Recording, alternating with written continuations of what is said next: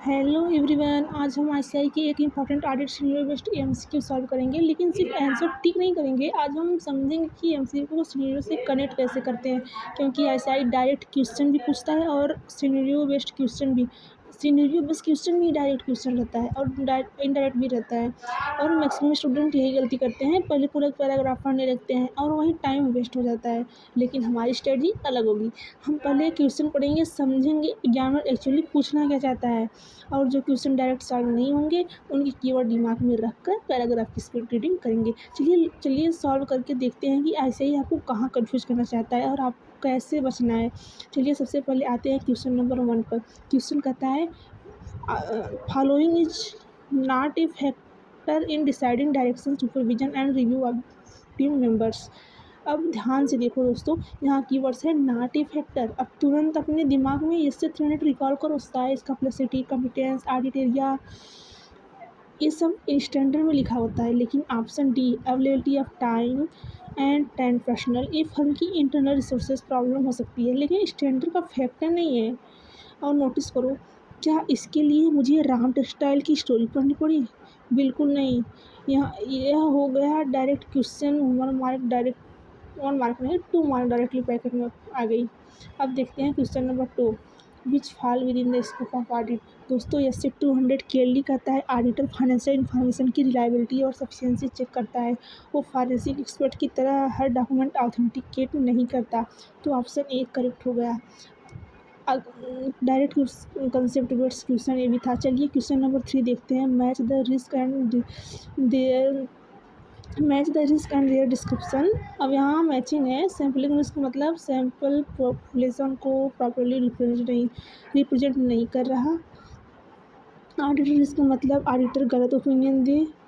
तो 1A 2 का B और ऑप्शन डी डायरेक्टली मैच हो रहा है। देखा, फिर से डायरेक्ट क्वेश्चन। अब आते हैं क्वेश्चन नंबर 4, 5 और 6 पर। इनमें कंसेप्ट इससे 530 और इससे 500 से आ रहे हैं। क्वेश्चन 4, कंट्रोल का सफिशिएंट चेक नॉर्मली होता है। क्वेश्चन 5 में अगर कंट्रोल रिलायंस बढ़ेगी तो सैंपल साइज भी बढ़ेगा। और क्वेश्चन 6, सफिशिएंसी क्वांटिटी पर डिपेंड करता है, नेचर सोर्स पर नहीं। अब यहाँ तक हमें कंसेप्ट से आंसर मिल गए, लेकिन मान लो एग्जाम हॉल में आपको क्वेश्चन 4 और 5 में कन्फ्यूजन हो रहा है, तो आप सोच रहे हो कहीं पैराग्राफ में राजेश ने कुछ स्पेशल ऑब्जर्वेशन तो नहीं किया। बस अब एग्जामिनर का ट्रैप शुरू होता है। अब हमारे दिमाग में 2 इंपॉर्टेंट कीवर्ड सेट हो गए।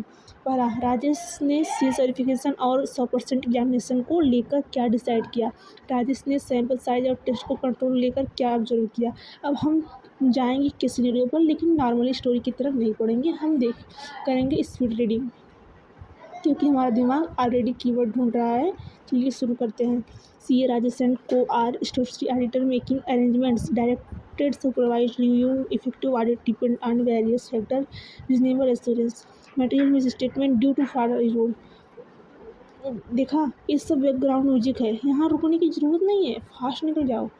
आगे आता है, the auditor understood the entity environment internal control IT environment prefer to go for audit sampling. रुकिए, यहाँ कीवर्ड्स आया सैम्पलिंग और 100% एग्जामिनेशन। अब ध्यान से पढ़ो। And also decided in appropriate cases to examine the entire population of item. और आगे, CA Rajesh decided to use statistical sampling for verification of sales and at the same time verify all sales transaction related to party. यही examiner का hidden clue था।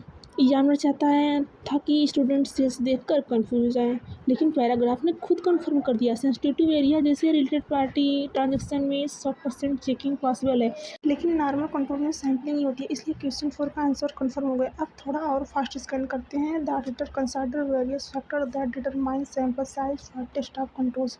और आगे लिखा है, effect on sample size will be similar whether statistical और non statistical sampling is used. बस यहाँ का क्वेश्चन 5 भी कंफर्म हो गया। और हॉनेस्टली दोस्तों, आईसीआई ने इतना बड़ा पैराग्राफ देकर सिर्फ एक काम किया है, आपका टाइम वेस्ट करने की कोशिश। पूरा पैराग्राफ पढ़ने के बाद भी वही कंसेप्ट निकले जो हमें पहले से स्टैंडर्ड से पता थे। कंसेप्ट नहीं बदलते, चाहे ऑडिट राजेश करे या महेश। तो दोस्तों, मोरल ऑफ द स्टोरी क्या है? आईसीआई आपको पैराग्राफ से डराना चाहता है, लेकिन हमारा मास्टर प्लान क्या है? स्टेप फर्स्ट, पहले एमसीक्यू स्कैन करो, स्टेप सेकंड डायरेक्ट क्वेश्चन वही सॉल्व करो, स्टेप थर्ड जो क्वेश्चन डाउटफुल लगे सिर्फ उन्हें कीवर्ड लेकर पैराग्राफ को फास्ट स्कैन करो और जहाँ कीवर्ड दिखे वहाँ ब्रेक लगाओ। इसी टेक्निक से आप एग्जाम में टाइम बचाओगे और अननेसेसरी कंफ्यूजन भी अवॉइड करोगे। अगर आपको केसीयू सॉल्व करने का यह स्मार्ट तरीका पसंद आया हो तो वीडियो को लाइक ज़रूर करना, अपने सीए इंटर फ्रेंड के साथ शेयर करना और channel CA student future class को सब्सक्राइब करना मत भूलना। मिलते हैं नेक्स्ट वीडियो में एक नए एससीआई केस स्टडी एमसीक्यू के साथ। Till then keep studying, keep talking, bye bye.